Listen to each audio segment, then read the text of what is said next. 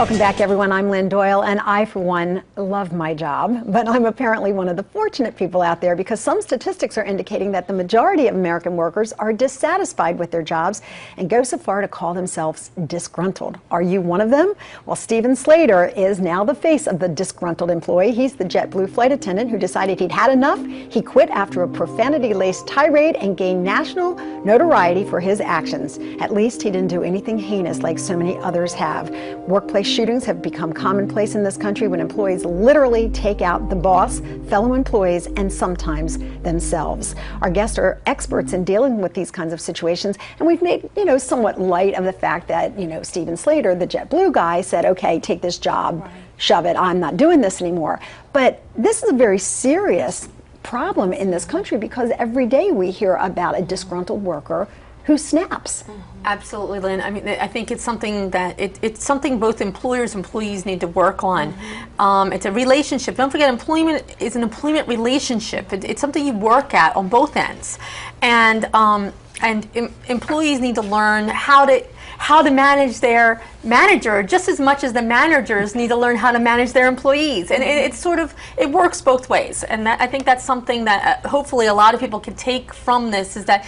And when you're dealing with the public, it's another whole element because you don't have as much control. But again, I think you have to recognize in that job that that's something you do have to deal with. Okay, now, Ennis, earlier you said that people are feeling a disconnect in their workplace. Can you explain that, what you mean? Sure. When I say disconnect, they feel disconnected with their managers. Usually their managers, the accessibility is limited now because everybody's so busy. The interpersonal has fallen as far as really getting to know your employees, getting to know what they like, what they don't like, what's going on in their personal lives, because they bring that to work as well. Right. You both have mentioned that people they're bringing all this their stresses from home onto the workplace environment. Right. So if you have ongoing communication with your employees, you have an open door policy. Remember, we used to have the open door policy where you could make an appointment with your manager, or walk in or something of that nature.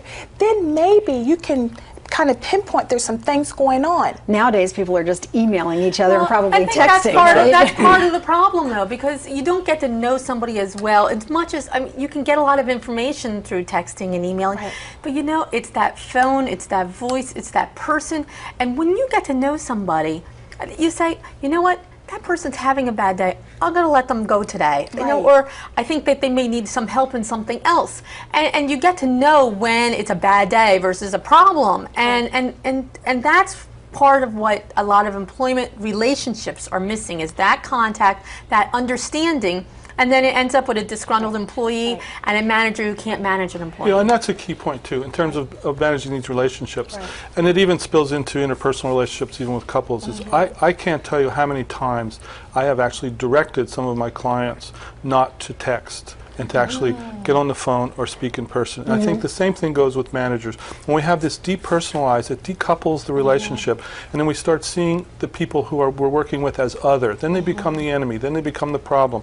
Then they don't have a face. And once those relationships break down, anything can happen. And that's the key. You start to read into those texts or read into those emails, and maybe you're putting an emphasis on something that the sender didn't necessarily intend. Well, the other thing I think that happens with that is that when you see something and you're upset, what might be at the tip of your tongue is not necessarily what you should say. But it's so easy to shoot that off in an email and hit send, and it doesn't come back. No, so, there ought to be a 5-second rule. Oh wait, that's it. I think there should be a 5-second rule. Don't respond so quickly. Just think about it for a second. And you're onto something there because neuroscientists tell us now it's a 6-second rule. That when we're activated, our limbic system, it takes about 6 seconds for us to calm down. If we do actually, I think our grandmothers were right. If we actually count to 10, even count to 6, we really will calm down. So lots of times we just move too quickly. If we just slow down for even 5-10 seconds, everything starts to see it differently. So in the Stephen Slater situation, as I understand it, because obviously I wasn't there firsthand, there had been a confrontation earlier during the day. It kind of festered, and then he ended up getting hit in the head. So then there was the physical aspect to his anxiety and his emotion already. And the escalation. And the escalation. Now, as we pointed pointed out it was dangerous what he did, but he did remove himself from the situation. Some people say that he actually did the right thing. He did not extend the physical confrontation any further. Well, you like He to went see 99 yards. He didn't go all the way to the right thing. He got close to the right thing. You know, I was reading also about this situation, and that there were some prior incidents that happened on previous flights, and the lady said that they were very dissatisfied with the customer service. And I think they did call JetBlue, however, they really couldn't get through and they couldn't make the report. I think that we need to go back to the old-fashioned surveys or evaluation and start evaluating how you were treated on the flight, have them collected, and then see if there is a consistency of behavior that they should look out for. Do they need retraining? Like that's going to happen. But in addition Yeah, to that, complain to your airline, Anna. So we'll talk to you when that's done. he wasn't the only employee on that flight, and if there was that much of a problem and that much of a disconnect, you know, you would hope that maybe one of the other attendants could have recognized, you know what, this is becoming something that maybe I should step in and say, you know what, I'll take over. You don't deal with this passenger, I'll deal with this passenger. Or that's part of the relationship and that's exactly, and that's what I mean is that you need to get to know the people you're working with and work together for a common goal. But let's be smart about this, and I mean realistic, not smart, but realistic. You say, you know, you need to have these interpersonal relationships. I'm all for that. I'm the flight attendant on this flight. I'm already overworked.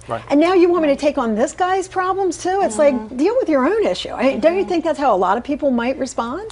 They do, and at their peril, because we're all in it together. That's what we lose sight of when we're overstressed. We begin to lose those connections because everybody's on that plane. We're all in the same workplace. If we're not watching each other's backs, we're really in trouble because we are taking on too much, we're doing more with less, and we cannot do it alone. So what are some of the signs that we should be looking for in our coworkers, our managers, friends that are complaining about work? How do we know when it's crossing into the danger zone and it's not just somebody, you know, bitching about work? I would say when there is when people are just repeatedly frustrated or anxious or irritated about something, when really it's really not a big issue, but they're blowing it up as it is.